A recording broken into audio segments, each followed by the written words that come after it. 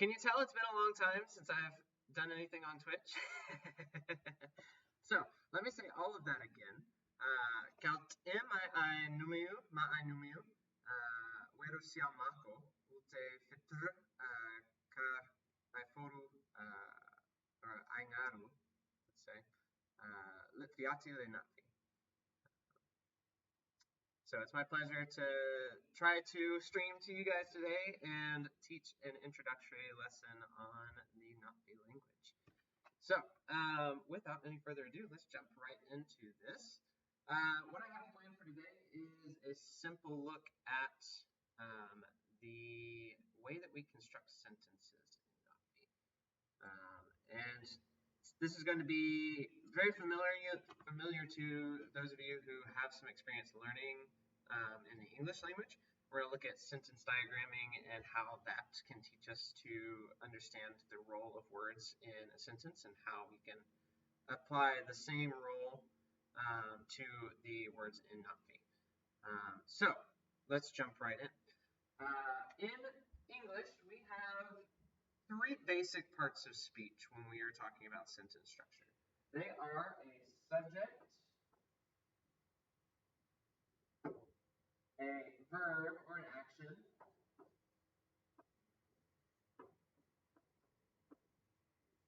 and an object. These three things, let's go this way. These three things can be used to make up the most basic sentences in the English language. And in Nafi, we see a very similar concept, a very similar principle, where each of these things is present in the most basic sentences, and each of them has a very clear way that we indicate where they are and what they're doing in our sentence. So let's look at the most basic possible sentence in English here. It's just a subject and a verb. So we can say, for example, I run. Okay. In English, what we do to distinguish what a subject is in a sentence is we place it first. Okay. Our subject is always going to be the word that comes first in our sentences for the English language. And then immediately following that, with some exceptions, but not on this basic level, is going to be our verb or action of our sentence. Okay? This relationship is constant in the English language, where you will always have subject, then you will always have verb. And this is a complete sentence. This is all we would need to say in order to communicate the idea of doing the action of running. You have the who's doing it, you have what the action is. So,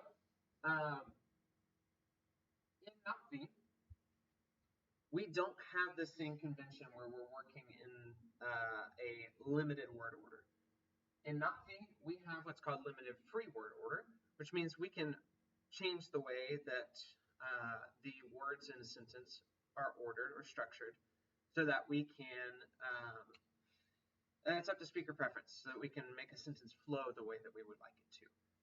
The same sentence in Nafi can look like this. It can look like oe tu or tu oe.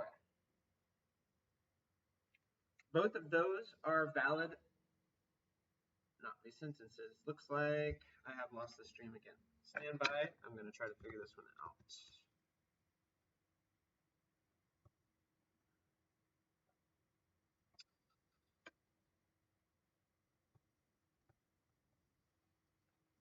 Okay, still see me. All good. Let's keep going then.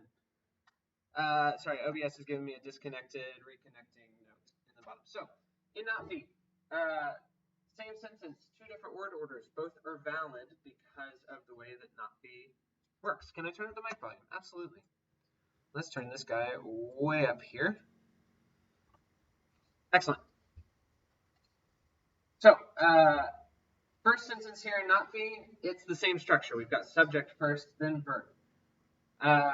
When we're working with basic sentences, simple sentences in Nafi, your understanding of the sentence is going to come down to your knowledge of vocabulary. So, oe tu, I run. Tu oe, run I run. Same concept.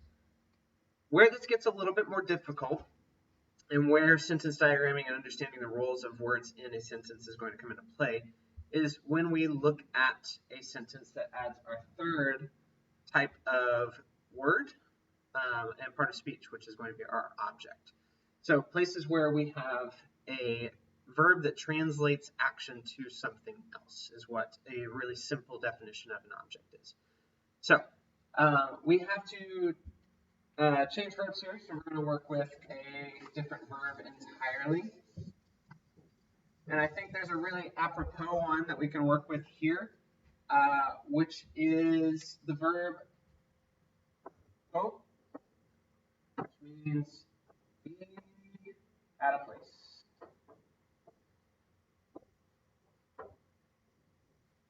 Okay, so to is not be for be at a place. It's transitive, which means it can translate action from a subject to a verb. So let's look at this in English first. And I'm going to have to do a little bit of explaining around this because the direct comparison to English and not is not exactly one-to-one. But let's say I am at home. Okay. In English, this concept isn't transitive. This verb idea, the verb be, this one right here, is not transitive. So it gets a little complex here, but in not be, the verb talk is transitive, and it conveys the same idea. Now, the convention in English, though, is still the same, which is why I'm comfortable using it to explain this. We have subject, we have verb, and then we have everything else. Okay. So with not be, this sentence can look. It can have actually one of 6 different arrangements, and how you understand the sentence is going to be dependent on what we call noun case endings. All right, this is the bread and butter of sentence construction in not be, is understanding these noun case endings. For the subject, you're going to have 2 sets of case endings. They are depending on the ending of the word. If it is a vowel, you're going to have just a simple L that gets added onto the end of the noun. If it is a consonant, you are going to add a vowel to that, so we preserve our vowel-consonant-vowel flow. And it's going to be ill. For our objects, we have, if it is a vowel, we have D. And if it is a consonant ending, we have E. This one can be a little, you can fluctuate your usage on that one. T is always correct, and E is only correct on consonant endings. So we may see that as I'm going through some sentences today where, out of preference, I put T on the end of a verb or a word that has a vowel or consonant ending, whereas I will never put E on the end of a verb or a noun that has a vowel ending. So, to say I am at home, we're going to use the same OF that we had before in our first sentence I run. We're going to use our verb, go, which is be at home, and we're going to introduce a new word, which is gelku, which is not be for home.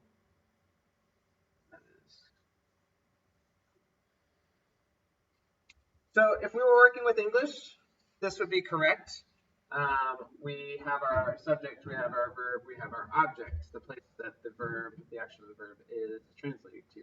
But in not be, because we can have free word order, we can put home first, and it still means the same thing.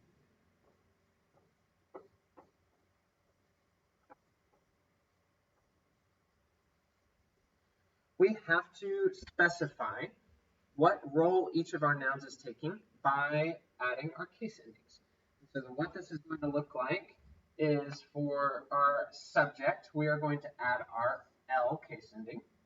And for our object, we are going to add our object case ending. Okay? And we would do the same thing here.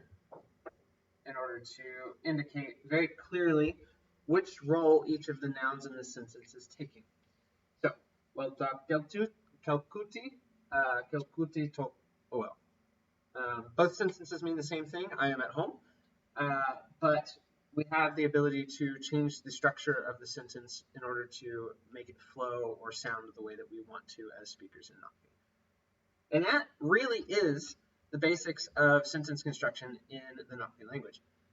Once you understand what goes with our subject case endings and what goes with our object case endings, we can use that to create the most basic of sentences, which only need 3 words. So, how do we tell these things?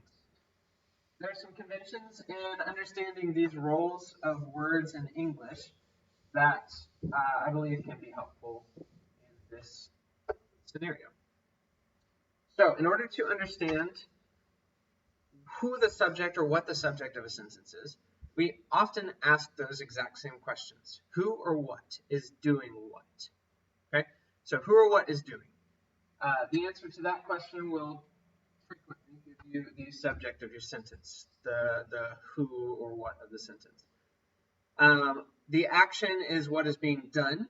So think of the running in our earlier sentence. That's the very physical action. That is the action of the sentence as well.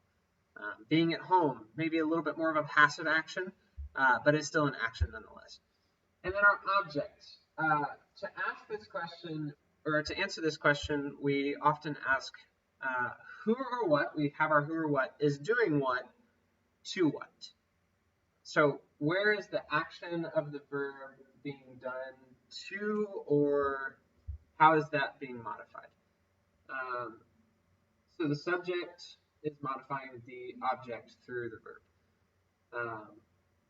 When we think of diagramming sentences as well, if this may help you if you connect this to English language classes, we have simple line, subject line, I am at. Again, not a one-to-one comparison because technically this is a prepositional phrase, but we're going to ignore that for the moment and look at it as though it were the not be sentence. Now, are there any questions about this? It's going to be a little bit of an awkward pause here as I wait to see if there's any questions or things that I need to clarify from the chat. In the meantime, I'm going to clean this up and start working on getting the next thing ready.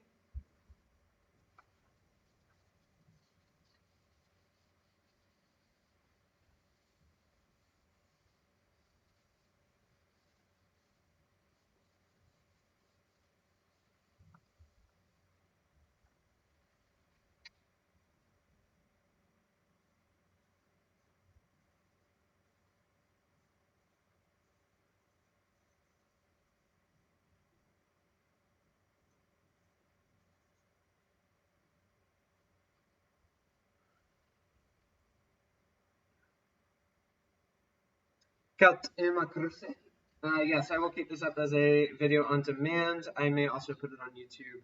We will see. Also, I realized that that is a terrible place to write that because of the glare, which I tried to fix, could not fix before I was starting. So, move it down.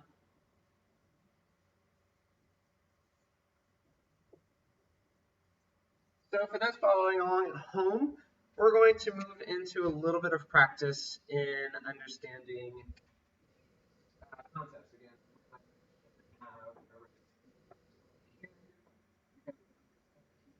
For those who are not subject.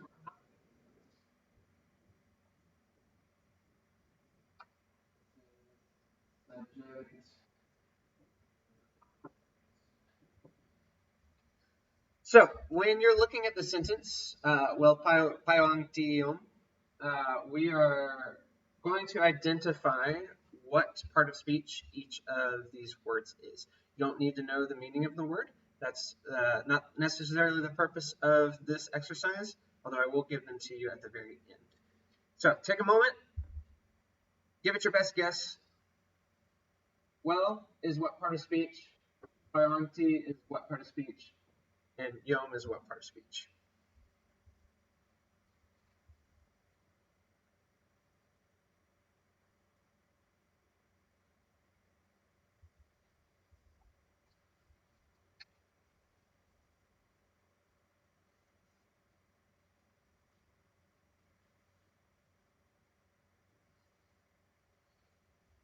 If you guessed subject, object, verb, you are correct. Well, Oe taking the case ending L, Bailong taking the case ending T, and Yom with no case endings over here. The word with no case ending in our simple sentences is most often a verb. So, what I have done here is I've written a sentence in NotV in what we would consider one of the most common word orders that you'll see, which is the subject, object, verb order. The subject, object, verb order is preferred by the NotV community because NotV tends to put emphasis or stress on the last word in a sentence. And so putting the verb last, the action last, is considered more neutral than putting the subject or object last. There are some people who will very strongly hold to that convention. There are some people who ignore it entirely. I just mention it now so that you understand this is more frequently than any other sentence construction what you're going to see in spoken or written conversations. So, oe, I, bailong is the word for fish. It comes from I, water, and iwam, which is fish, or beast, actually. So, water beast, fish, that's the way we got that. And yom is eat. So, I eat the fish. Simple NotV sentences. Let's take a look at another one.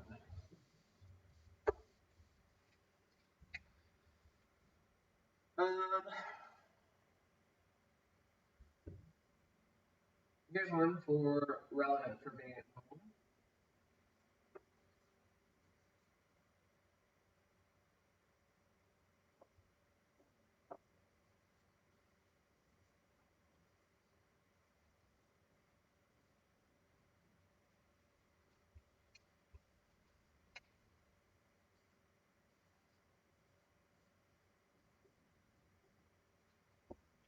All right. Take a moment. Try your best to figure out. Whoops. I need to add that there. Try your best to figure out what our word order is here and which part of speech each of these words is. And you'll notice I gave two different options for this last word, and I want to talk about that in a moment.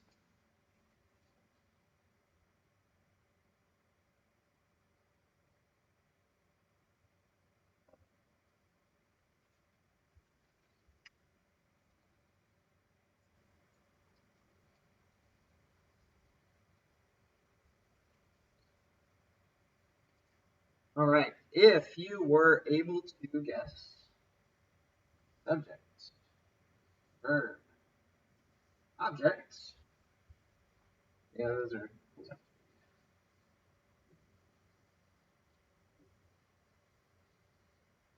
subject, verb, object, you would be correct. Again, subject na with our case ending L. Inan has no case endings here. And pukti or puki, you're looking at the object case ending T or eat. And this is where I wanted to draw attention to the fact that either one of these case endings would be correct, but they are both the object case ending, so they are both correct, regardless of which one you see.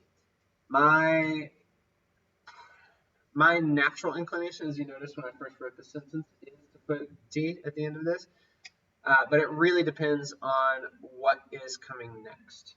And we will cover that in a more advanced lesson a little bit later about how to construct sentences and being mindful of flow and some other advanced speaker conventions. Excellent. And then translation for this one so that you know what you're looking at vocabulary-wise. Nga is you. Okay. Inan is the verb to read. And book is, as it sounds, I almost said the not B word, book. So you read a book, which some of you are probably doing a lot at home right now. Excellent.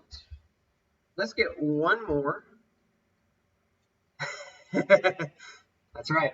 Let's get one more test sentence up here for you guys to try one out for yourself.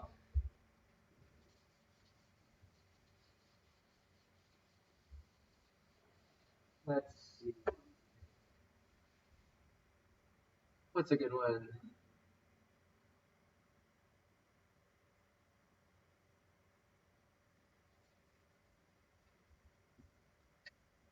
Let's see. Let's do.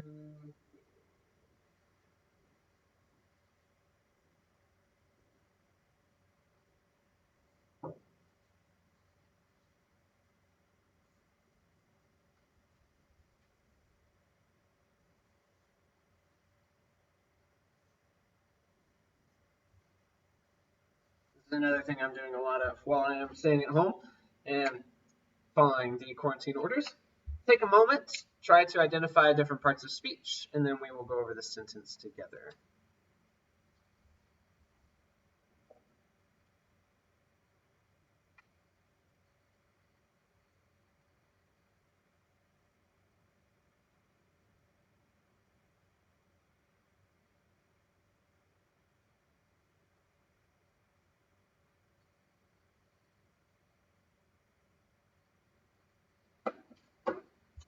All right, if you were able to guess object, subject,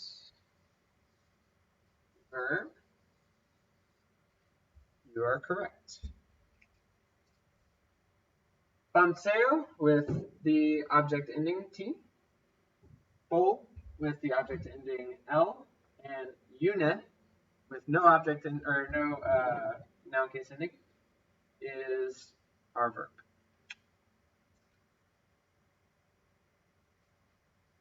Panseo comes from pam, which is sound, and seo, which is art. So sound art, it means music.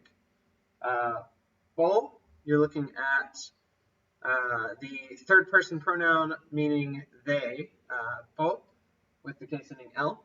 And une is the intentional listen to verb that we have. We actually have a couple of different verbs for listen or hear. I think this one's actually more hear. I hear music.